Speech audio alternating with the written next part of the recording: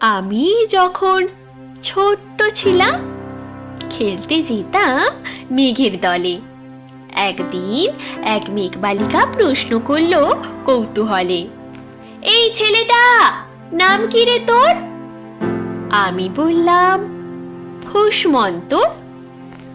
মেঘবালিকা রেগেই আগুন, মিথ্যে কথা, নাম কি অমর হয় কখনো? আমি বললাম, নিশ্চয়ই হয়, আগে আমার গল্প শোনো।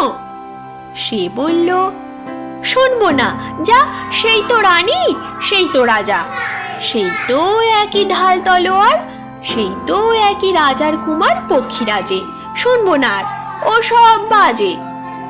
আমি বললাম, তোমার জন্য নতুন করে লিখবো তবে। সে বলল, সত্যি লিখবি? বেশ, তাহলে মস্ত করে লিখতে হবে, মনে থাকবে, লিখেই কিন্তু আমায় দিবি। আমি বললাম, তোমার জন্য লিখতে পারি এক পৃথিবী। লিখতে লিখতে লেখা যখন সবে মাত্র 2-4 পাতা, হঠাৎ তখন ভূত চাপলো আমার মাথায়। খুঁজতে খুঁজতে চলে গেলাম ছোটবেলার মেঘের মাঠে। গিয়েই দেখি চেনা মুখ তো একটিও নেই এ তল্লাটে। একজনকে মনে হলো ওরই মধ্যে অন্যরকম। এগিয়ে গিয়ে বলি তাকেই, তুমি কি সেই মেঘবালিকা? তুমি কি সেই? সে বলেছে, মনে তো নেই, আমারও সব মনে তো নেই। আমি বললাম, তুমি আমায় লেখার কথা বলেছিলে। সে বলল, সঙ্গে আছে, ভাসিয়ে দাও গাঁয়ের ছিলে। আর হ্যাঁ শোনো, এখন আমি মেঘ নই আর, সবাই এখন বৃষ্টি বলে ডাকে আমায়। বলেই হঠাৎ এক পশলায় আমায় পুরো ভিজিয়ে দিয়ে অন্য অন্য বৃষ্টি বাদল সঙ্গে নিয়ে মিলিয়ে গেল দূরে কোথায়, দূরে দূরে। বৃষ্টি বলে ডাকে আমায়, বৃষ্টি বলে ডাকে আমায়, আপন মনে বলতে বলতে। আমি কেবল বসে রইলাম ভিজে একসা কাপড় জামায়, গাছের তলায় বসে রইলাম। বৃষ্টি নাকি মেঘের জন্য? এমন সময় অন্য একটি বৃষ্টি আমায় চিনতে পেরে বলল, তাতে মন খারাপের কি হয়েছে? যাও, ফিরে যাও, লেখো আবার।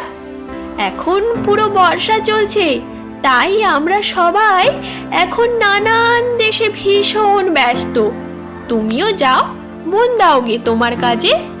বর্ষা থেকে ফিরে আমরা নিজেই যাব তোমার কাছে। এক পৃথিবী লিখবো আমি, এক পৃথিবী লিখবো বলে ঘর ছেড়ে সেই বেরিয়ে গেলাম। ঘর ছেড়ে সেই ঘর বাঁধলাম গহন বনে। সঙ্গী শুধু কাগজ কলম, একাই থাকবো, একাই দুটো ফুটিয়ে খাবো। ধুলো বালি 2-1 মুঠো, যখন যারা আসবে মনে তাদের লিখবো, লিখেই যাব। এক পৃথিবীর 100 রকম স্বপ্ন দেখার সাধ্য থাকবে যে রূপকথার, সেই রূপকথা আমার একার। ঘাড় গুঁজে দিন লিখতে লিখতে, ঘাড় গুঁজে রাত লিখতে লিখতে, মুছেছে দিন, মুছেছে রাত। যখন আমার লেখবার হাত অসাড় হলো, মনে পড়ল সাল কি তারিখ, বছর কি মাস, সেসব হিসেব আর রাখিনি। লেখার দিকে তাকিয়ে দেখি এক পৃথিবী লিখবো বলে একটা খাতাও শেষ করিনি। সঙ্গে সঙ্গে ঝমঝমিয়ে বৃষ্টি এলো খাতার উপর, আজীবনের লেখার উপর। বাইরে তখন গাছের নিচে নাচছে ময়ূর আনন্দিত।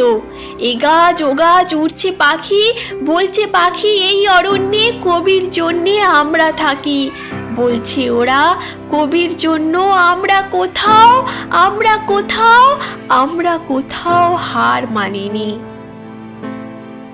কবি তখন কুটির থেকে তাকিয়ে আছে অনেক দূরে, বনের পরে, মাঠের পরে, নদীর পরে, সেই যেখানে সারা জীবন বৃষ্টি পড়ে, বৃষ্টি পড়ে সেই যেখানে কেউ যায়নি, কেউ যায় না কোনো দিনই।